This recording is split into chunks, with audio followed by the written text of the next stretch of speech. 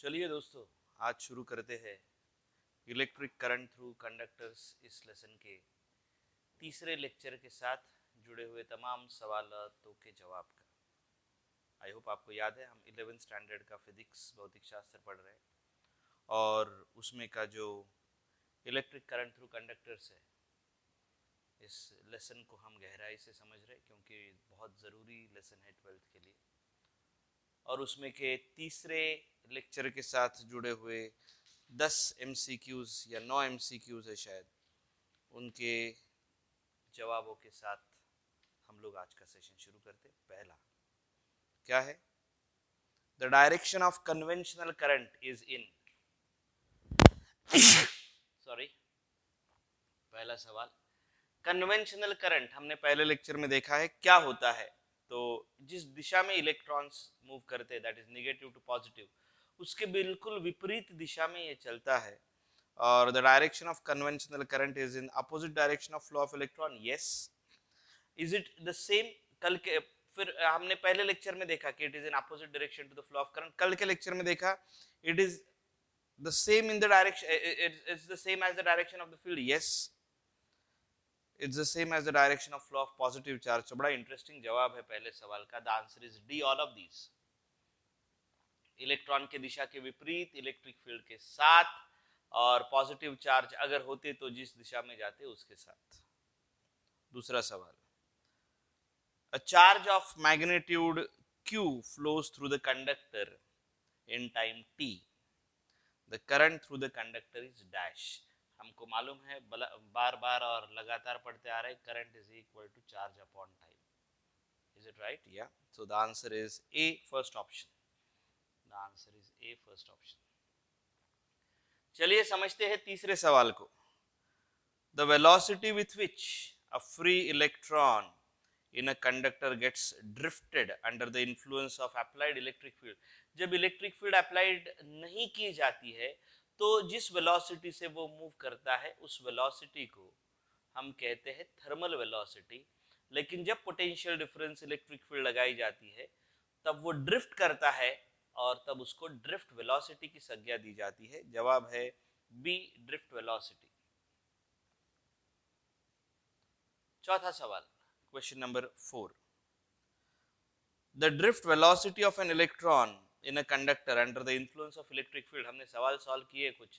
Drift velocity की value thermal की बहुत ज्यादा होती है, 10⁻⁴, 10⁻⁵, जबकि ड्रिफ्ट वेलोसिटी की जो वैल्यू होती है बहुत कम होती है, 10⁻⁴, -3, in that vicinity of the order of हम कहते हैं। इसलिए चौथे सवाल का जवाब है the drift velocity of an electron in a conductor under the influence of electric field is of the order of 10⁻⁴. It is of the order of 10⁻⁴ metre प्रति सेकेंड। चलिए अगला सवाल देखते हैं। सवाल नंबर 5, एक डेरिवेशन की थी हमने ड्रिफ्ट वेलोसिटी के साथ जुड़ी हुई, उसी के परिवेश में यह सवाल है। If A is the area of cross section of a conductor, E be the charge on the electron, N be the number of electrons per unit volume and J be the current density, so what is the formula? तो what is the formula for the drift velocity? तो हमने देखा है कि drift velocity, current density, number of electrons per unit volume और charge के परिवेश में आंसर आता है VD is equal to J upon NE। Drift velocity is equal to J upon NE। कौन सा जवाब है यहाँ पे? यहाँ पे सही ऑप्शन है ए, फर्स्ट वन। छठा सवाल, 6th question, if A is the area of cross section, ये भी हमने देखा हुआ है। If A is the area of cross section of a conductor, VD is the drift velocity of the electron and N is the number of electrons per unit volume, फिर current density कितनी हो? हमने पढ़ा है जे is equal to, यहीं से उठा लेते हैं, N E into V D, इसी को शिफ्ट करा देते हैं N E into V D. The answer is the current density is A, first option. सिर्फ यहाँ पे टर्म्स इधर से उधर लिए गए हैं, बाकी बिल्कुल कुछ भी नहीं किया है। 7वां सवाल, under the action of electric field a material is said to be a conductor of electric electricity if there is a flow of electric field के अंदर एक मटेरियल को कंडक्टर तब कहा जा सकता है जब उसके अंदर फ्लो हो same type of charge in और opposite direction of the field, या सेम टाइप ऑफ चार्जेस एक तो फील्ड के दिशा में या विपरीत दिशा में जा रहे, इलेक्ट्रॉन है तो फील्ड के विपरीत दिशा में जाएंगे, और अगर आगे चल के पढ़ेंगे होल्स है तो फील्ड के दिशा में जाएंगे। Therefore the answer is A, first option. The answer is A, first option. Question number 9, नवा सवाल। In a conductor current conduction takes place due to, क्यों करंट आता है? क्योंकि इलेक्ट्रॉन्स मूव करते हैं कंडक्टर में, इलेक्ट्रॉन मूव करते हैं इलेक्ट्रिक फील्ड के विपरीत दिशा में। The answer is electrons move opposite to the direction of the field, B, second option. Electrons move in a direction opposite to the direction of the field, it's B, second option. नवा सवाल।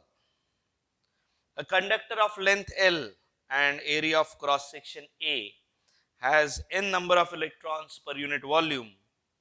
The total charge carried is how much? Okay, total charge is equal to how much? Charge is equal to number of electrons into charge on each electron, is it not? एक electron है तो 1.6 into 10 raised to minus 19, दो है तो 3.2 into 10 raised to minus 19, n है तो n into e. Small n is the number of electrons per unit volume, therefore the number of electrons will be n into v, so n into v into e. Volume of a wire is area of cross section into length, so Q will be equal to NaL into E। है क्या option?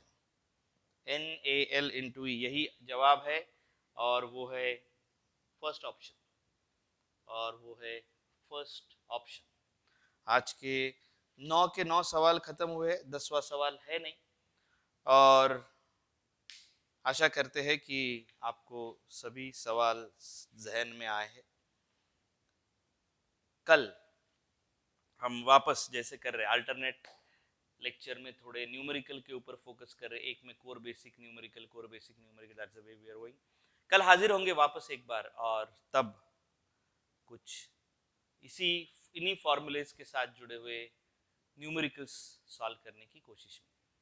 तो चलिए आज का काम यहीं रोक देते हैं, कल तक के लिए रुक जाएंगे। Thank you so much and have a great day.